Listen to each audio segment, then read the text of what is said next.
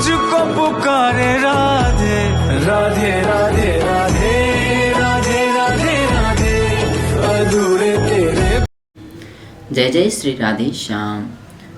कृष्णाय वासुदेवाय हरे परमात्मने प्रणत क्लेशनाशाय गोविंदाय नमो नमः।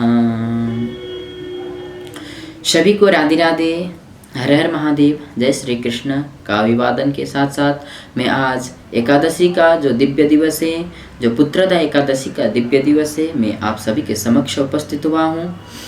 तो मैं आज पुत्रदा एकादशी का जो महात्म्य है, जो कथा है, आप सभी के समक्ष प्रस्तुत करने जा रहा हूँ। एक समय की बात है, भद्रावली नामक नगर में एक राजा राज्य करते थे। राजा का नाम था सुकेतुमान और उनकी पत्नी का नाम था शैब्या। लेकिन राजा के मन में बहुत सी चिंताएं सताती थी सज्जन, क्योंकि उनका कोई संतान नहीं था, कोई पुत्र नहीं था।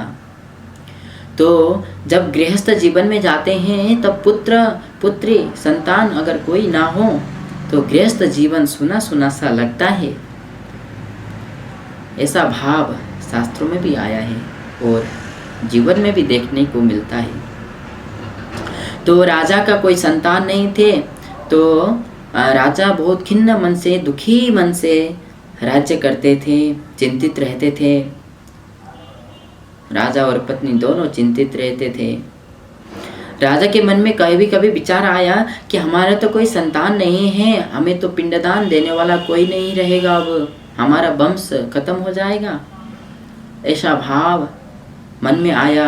कहीं सोचते थे कि कहीं प्राण हत्या तो ना करें, हम प्राण दान दें, प्राण का त्याग दें, शरीर त्याग दें। ऐसा भाव कभी कभी मन में आता था राजा का। तो राजा सोचते थे नहीं नहीं, ऐसा कुकर्म तो हमें नहीं करना चाहिए, हम ऐसा कर्म नहीं करेंगे, ये तो कुकर्म है।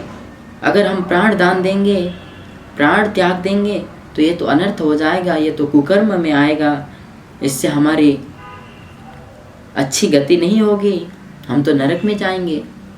तो राजा विचार करने लगे क्या करें क्या करें।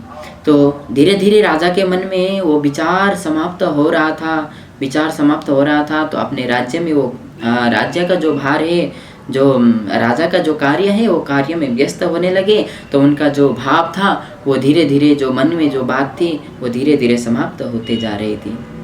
तो एक समय उनका वो भाव, पुत्र का, संतान के प्रति जो भाव है, वो भाव दूर हो गया।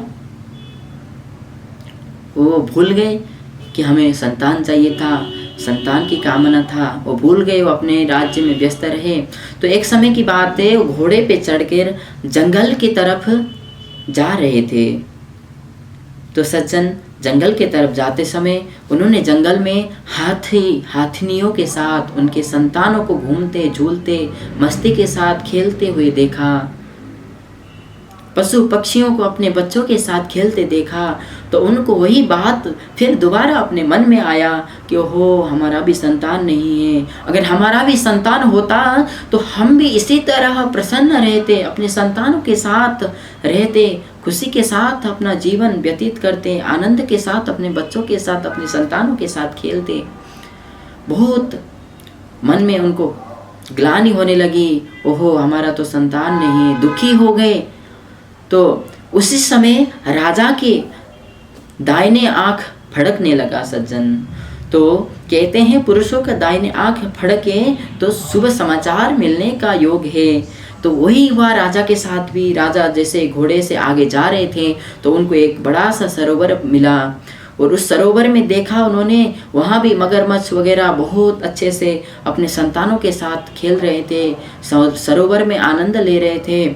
और राजा ने इधर उधर जब आँख फिरा के देखा तो उनको ऋषिमुनि मिले। वहाँ पे ऋषिमुनि को देखा उन्होंने, क्योंकि इस एकादशी के 5वें दिन के बाद माघ का जो स्नान है, वो स्नान करने के लिए ऋषि मुनि लोग वो सरोवर में आए हुए थे सज्जन।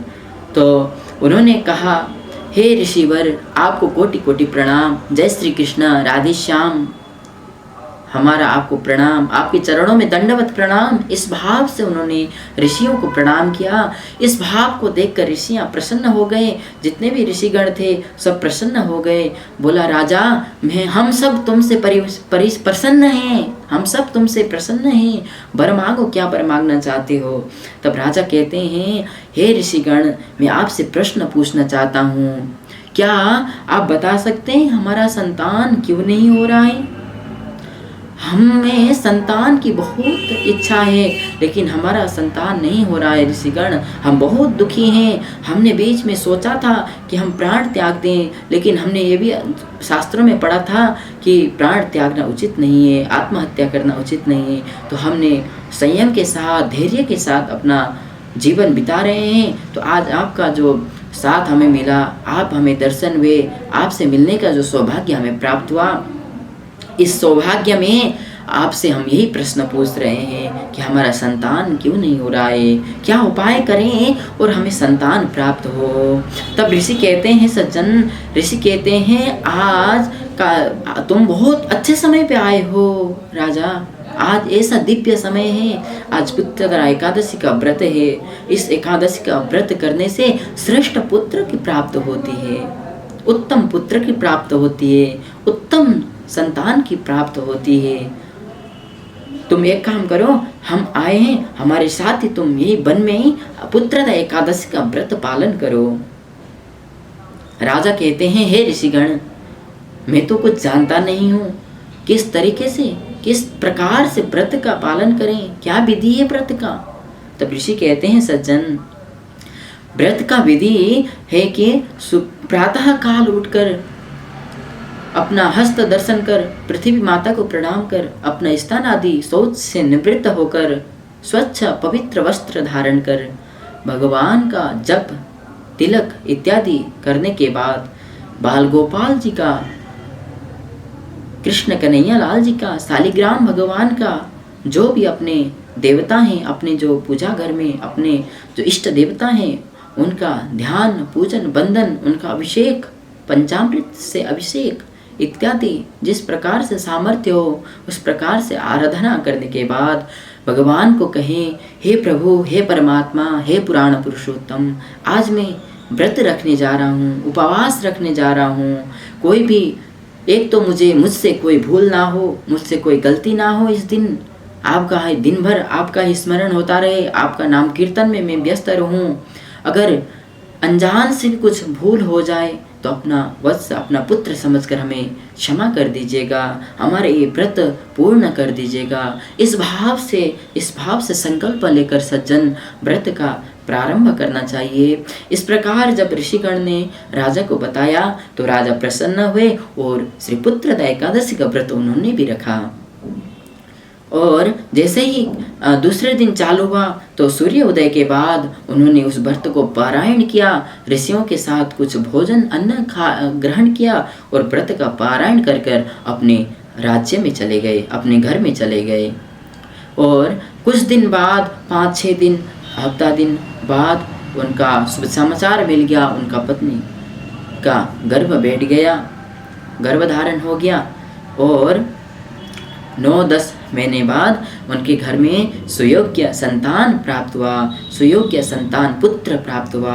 और वो एकादशी मैया को धन्यवाद देते हैं और ऋषिगण को धन्यवाद देते हैं, हे प्रभु, आपकी कृपा से उन ऋषि प्राप्त हुए और उनके ही माध्यम से हमें आपका जो व्रत है वो व्रत करने का सौभाग्य मिला और हमारे घर में पुत्र, श्रेष्ठ पुत्र प्राप्त हुआ। तो सज्जन, आप सभी श्री पुत्रदा एकादशी व्रत का पालन करें और नियम अनुसार अपने जीवन को प्रसन्न रखिए, अपने जीवन को उजाला बनाइए, सत्मार्ग में लगाइए, सत्कर्म में लगाइए और जितना जो हो सके पशु पक्षियों को दाना चारा खिलाएं, मछलियों को चारा खिलाएं, गैया मैया को चारा खिलाएं। किसी का बुरा मत कहें, किसी का बुरा मत सोचिए, किसी को बुरा मत कहिए और मन में बस प्रभु का ध्यान करते रहिए, प्रभु का स्मरण करते रहिए और ओम नमो भगवते वासुदेवाय ये मंत्र का जितना हो सके जाप करते रहें। बोलो भक्तवत्सल भगवान को जय, राधा सर्वेश्वर भगवान की जय, आज की आनंद की जय, पुत्रदा एकादशी महोत्सव की जय। सभी को राधे राधे, हर हर महादेव, जय श्री कृष्ण।